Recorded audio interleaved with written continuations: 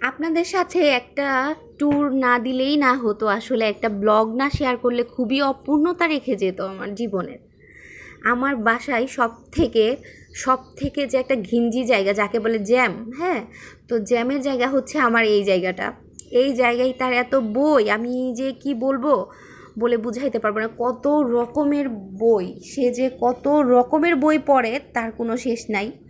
সে টফেলের বইগুলো পড়তেছে, বিভিন্ন ধরনের কারেন্ট অ্যাফেয়ার্স, ইজি ম্যাথগুলো পড়তেছে, বিভিন্ন ধরনের বিসিএসের যে প্রিলিমিনারি সেগুলো পড়তেছে। তারপরে আবার হচ্ছে ব্যাংক জবের যে বইগুলো, নিবন্ধনের যে বইগুলো, সে কিন্তু অনেক চাকরি পরীক্ষায় টিকেছে ইনশাল্লাহ।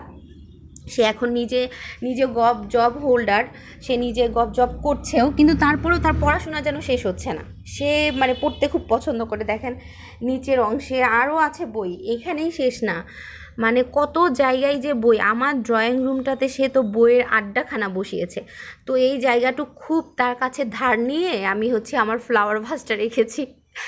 তো তো এই জায়গাটুকু আমাকে দিতে চাচ্ছিল না, বলতেছিল না এখানেও বই রাখতে হবে, তুমি ফ্লাওয়ার ভাস প্লিজ রেখো না। তো আমি বললাম না, এখানে একটা ফ্লাওয়ার ভাস রাখলে তোমার একটু স্নিগ্ধ লাগবে, কারণ পড়তে পড়তে একটু যখন বিরক্ত লাগবে তখন হচ্ছে তুমি এখানে একটু ফ্লাওয়ার দেখতে পারবা। তো এইদিকে আবার হচ্ছে আমার ব্যালকনির সাইডটা, তো ব্যালকনি আরেক সময় আপনাদের সাথে শেয়ার করব।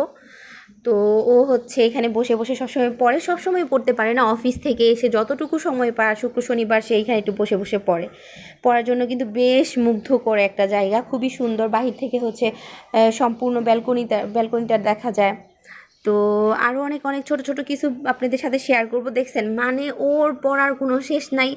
ও কিন্তু আপনাদের দোয়া আল্লাহর রহমতে বিসিএস এপ্রিলিতেও টিকেছে, এখন রিটেন দিবে ইনশাল্লাহ। দোয়া রাখবেন যেন সে ভালো একটা জায়গায় যেতে পারে, তার সব জীবনের স্বপ্নটা সে পূরণ করতে পারে, অবশ্যই দোয়া করবেন।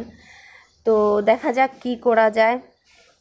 পড়াশোনার ভেতরে থাকে, এটাও আমার এক ভালো লাগে। ও বাহিরে 10টা মিনিটও নষ্ট করবে না, একদম বাসায় চলে আসবে অফিস থেকে, একদম বাসায় চলে আসে ডিরেক্ট এসে হচ্ছে ডাইরেক্ট পড়তে বসে চলে যায়। হাত মুখ ধুয়ে কিছু যদি আমি তাকে নাস্তা দিয়ে দিই, তো নাস্তা খেয়ে হচ্ছে সে পড়তে বসে যায়। এরপর হচ্ছে রাতে ডিনার করে বা কিছু। আর শুক্র শনিবার হচ্ছে সে নামাজ পড়ে এসেই যে পড়া শুরু করে, আর সকাল টাইমটা তো একটু পড়ে। তো হচ্ছে এইভাবে চলতেছে আমাদের জীবন। আর এই তার যানজটের টেবিল, এটাকে আমি যানজটের টেবিল নাম দিয়েছি। আপনারাও একটা নাম দিয়ে দিয়েন যে এই টেবিলটার নাম কি দিব।